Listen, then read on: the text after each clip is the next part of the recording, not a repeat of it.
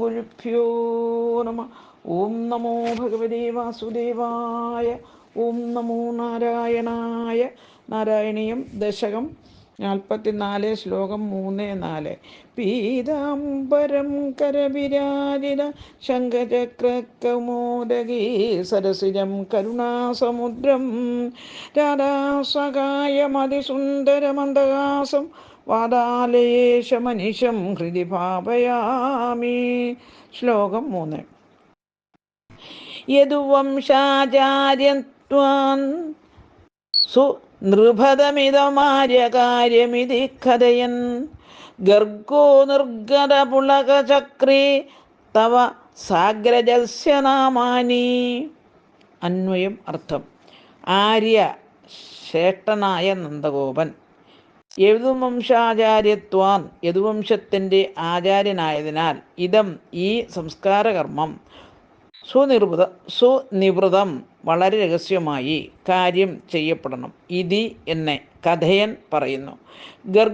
ഗർഗമുനി നിർഗതപുളക ആനന്ദം കൊണ്ട് രോമാഞ്ചമണിഞ്ഞവനായി സാഗ്രജസ്യ അഗ്രജനോടുകൂടിയ തവ അങ്ങയുടെ നാമാനി നാമങ്ങൾ ചക്രേച്ച ചെയ്തു. ഹരിവും. സാരം. കംസാദികൾ അറിഞ്ഞാൽ കുഴപ്പമുണ്ടാകുമെന്നറിഞ്ഞ് ഗർഗമുനി ബലരാമൻ്റെയും കൃഷ്ണൻ്റെയും ജാതകർമാദികൾ വളരെ രഹസ്യമായി തന്നെയാണ് നിർവഹിച്ചത്. ഹരിവും. ഓം ഗുരുഭ്യോ നമ. ഓം നമോ ഭഗവതേ വാസുദേവായ. ഓം നമോ നാരായണായ. ശ്ലോകം 4. കഥമസ്യ നാമ കുൻവേ സഹസ്രനാമോ ഹ്യനന്ദനാംനോ വാം ഇതി നൂനം ഗർഗമുനി ചക്രേ തവ നാമ രഹസ്യ വിഭോ. അന്വയം അർത്ഥം.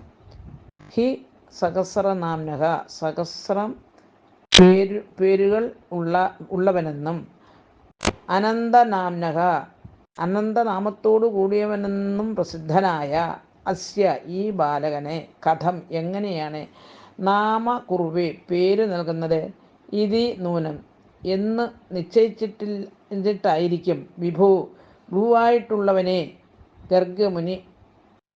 ഗർഗ മഹർഷി തവ നാമ അങ്ങയുടെ പേര് രഹസ്യമായി ചക്രേ ചെയ്തത്. ഹരിയോ.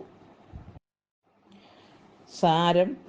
1000 നാമങ്ങളും അനന്തനാമങ്ങളുമുള്ള ഭഗവാന് താൻ എങ്ങനെ ഒരു നാമം നൽകും എന്ന് വിചാരിച്ചിട്ടാകാം ഗർഗൻ ഒരു പക്ഷേ ഭഗവാന് രഹസ്യമായി നാമകരണം ചെയ്തത്. ഹരിവോ.